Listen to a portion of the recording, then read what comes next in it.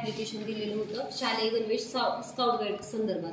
त्या संदर्भात एक झेडपीसीओ सरांनी चौकशी समिती तयार केली होती. त्या चौकशी समितीचा आज अहवाल आलेला आहे. चौकशी समितीचा मी फक्त तुम्हाला आज थोडक्यात निष्कर्ष जे चौकशी समितीने दिलेले आहेत ते निष्कर्ष सांगते.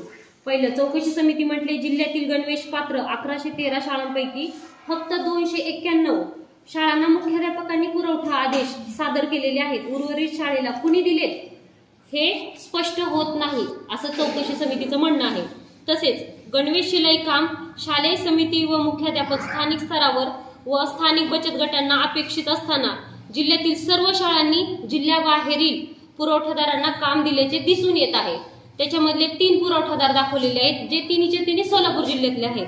समर्थ महिला मंडळ कुचनगर सोलापूर, माऊली महिला स्वयंसहाय्यता बचत गट भद्रावती पेठ सोलापूर, समर्थ महिला स्वयंसहाय्यता बचत गट सोलापूर.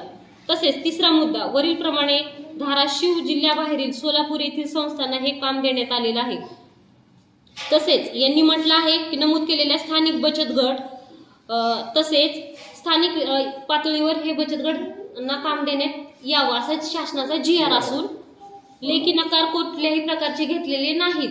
बचत गटांचे स्थानिक बचत गट काम करण्यास तयार नसल्याबाबतचे लेखी नकार पत्र घेतलेबाबत कुठलाही पुरावा चौकशी समिती दरम्यान दिलेला नाहीये त्यांनी.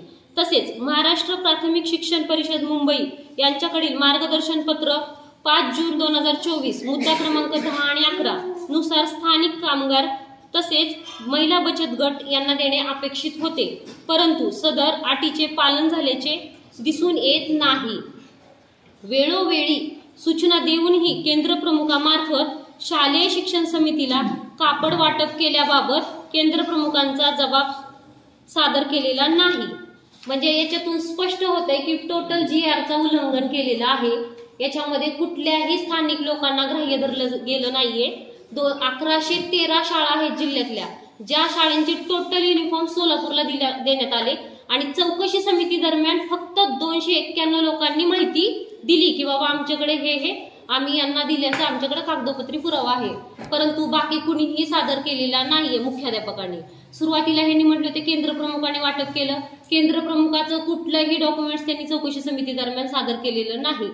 तसेच त्यांनी जे गोष्टी सांगितल्या टोटल वेगळ्या दिलेल्या आहेत आणि स्पष्ट निष्कर्ष आहे की पूर्णपणे GRचं उल्लंघन करून संगमताने, मी म्हणेन संगमताने 8 गट शिक्षण अधिकारी तसेच शिक्षण अधिकारी यांनी मुख्याध्यापकांना प्रेशर देऊन हे काम सोलापूरला पाठवलेलं आहे. मी या आजच्या प्रेस कॉन्फरन्सच्या माध्यमातून मी सर्व मुख्याध्यापकांना देखील म्हणते की मला कोणत्याही मुख्याध्यापकांवर आक्षेप नाहीये, कारण मुख्याध्यापकांना ह्या गोष्टीमध्ये विचारात घेतलेलं नव्हतं, परंतु आता सगळं काही त्यांनी फोडले भांड ते मुख्याध्यापकांवर फोडलेलं आहे की आम्ही कुठलाही गट शिक्षण अधिकारी आणि शिक्षण अधिकाऱ्यांनी आम्ही कुठलंही असं काम केलेलं नाहीये. हे जे काम केलंय याला पूर्णपणे जबाबदार आहे शालेय समिती, म्हणजेच मुख्याध्यापक जबाबदार आहेत. त्यामुळे मी पत्रकार बांधवांना तुम्हाला हे पण म्हणेन की तुम्ही स्वतः पण प्रत्येक शाळेमध्ये काही मुख्याध्यापकांना जे तुमचे असतील त्यांना पण तुम्ही त्यांची बाईट घ्या की कळू द्या की खरंच मुख्याध्यापकांनी कापड बघितलाय का, किती मीटर शाळेला दिला होता, खरंच त्यांनी त्या सोलापूरच्या गारमेंटचं नाव तरी ऐकलंय का, त्या सोलापूर गारमेंटचा नंबर तरी त्यांच्याकडे आहे का, त्यांच्याकडे कधी दिलं, काय दिलं, लेखी कुठं आहे तुमच्याकडे, अख्ख्या जिल्ह्याचे तालुका स्तरावर जे युनिफॉर्मचा कपडा आला होता त्याचं वाटप पत्र कुणाकडे आहे, काहीच नाहीये. तर त्यामुळे यांच्यावर कडक कारवाई झाली पाहिजे, परत यांनी असं केलं नाही पाहिजे. म्हणून आज ही आपण पत्रकार परिषद घेतात. आज माझ्यासोबत बऱ्याच बचत गटातल्या महिला आलेल्या आहेत ज्या शिलाईचं काम करतात, त्यांना माहिती देखील नाही. विचारलं का माझ्या बचत गटातल्या महिलांना आमच्या की तुम्ही काम करायला इच्छुक आहात नाही आहात, म्हणजे तुम्ही स्वतःच निष्कर्ष काढला की आम्ही धाराशिव जिल्ह्यातल्या सगळ्या महिला आम्ही ना करते, म्हणजे काय म्हणतात आता आम्ही केपेबलच नाहीयेत, आम्ही कोणीही महिला केपेबल नाहीये, आम्ही स्थानिक पातळीवरचे कोणतेही व्यावसायिक आमच्याकडे केपेबल नाहीयेत, हे 8 लोकांनी ठरवलं आणि सोलापूरला दिलं. त्यामुळे यांच्यावर कडक कारवाई झालीच पाहिजे. कारवाईची मागणी कुणाकडे केली आणि काय आता पुढे काय करणार? तर कारवाईची मागणी आम्ही संचालकांना देखील आता पत्र आम्ही हे करतोय. इतक्या दिवस माझ्याकडे हे अहवाल नव्हता त्यामुळे आम्ही कारवाई केली नव्हती. आज अहवाल आलेला आहे.